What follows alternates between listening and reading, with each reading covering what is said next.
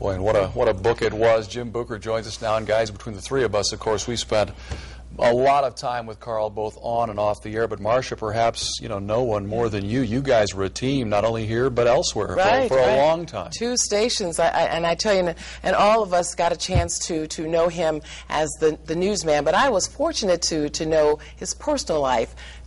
Holly and Bart, his 2 children, and the grandchildren, and with each birth of each grandchildren, including the big grandkid, I was privy to seeing another side of Carl that a lot of people didn't get to see, and that was really neat. He was a great dad, a loving father, and I tell you, and grandfather. When the grandkids started coming, he was really at his best then. So that was really an opportunity for me to really see him differently and to get another perspective of the kind of man he was. Yeah, Jimmy, of course, you and I we've worked with a lot of people over the years. This guy was born to do this, and the most natural guy in front of a microphone or a camera I've ever seen. And you made a good point earlier. I mean, it's a sad day, but this is a guy that made us laugh constantly.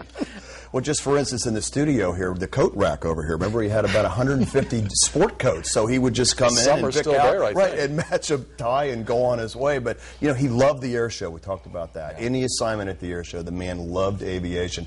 And actually, I just got a text from the family that watched earlier and said they really appreciate what's going on. And, of course, we'll let you know about arrangements and things when we find out. But, yeah, I mean, if you knew Carl, you knew the man loved to laugh. Yeah. And he gave it his best fight. And he knew everything about anything that was a motor. If it was a boat, a car, or a plane, he knew how it worked. Yeah. Anything about the Miami Valley, anything that would come up, he was kind of the history bank. He was the human archive of this, and you just ask him one question earlier, and he could give you the story. Yeah. The people you grew up watching, and now we're losing them one by one. It's just amazing. I watched them and worked with them, and now we're losing them. But you're right. If you needed a question, especially with new reporters coming in and getting the lay of the land here, you'd go to Carl, and he would have the answer for you. But he will be missed. I learned so much from him, just watching him work and the way he related to people. But if you needed to know anything, you went to Carl because he knew everybody and everybody knew him. That's what makes this so tough. What I learned was he was just so amazing with his cancer and how he just kept coming back, and I really admired that. Yeah. A lot of people would have hidden from it and would have been afraid, but he just charged right through each and every time, and that just absolutely amazed me. Well, fought to the end. And then quickly, Friday, I saw him at hospice. You were at hospice yesterday, and we kidded earlier with Carl that he's got 9 lives. The man has 9 lives like a cat, and this was his 9th health occurrence. So, but I'll tell you what, a life well lived, wasn't it?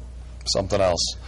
All right, Jimmy, thank you. And, of course, the word of Carl's death is just now beginning to circulate across the Dayton region.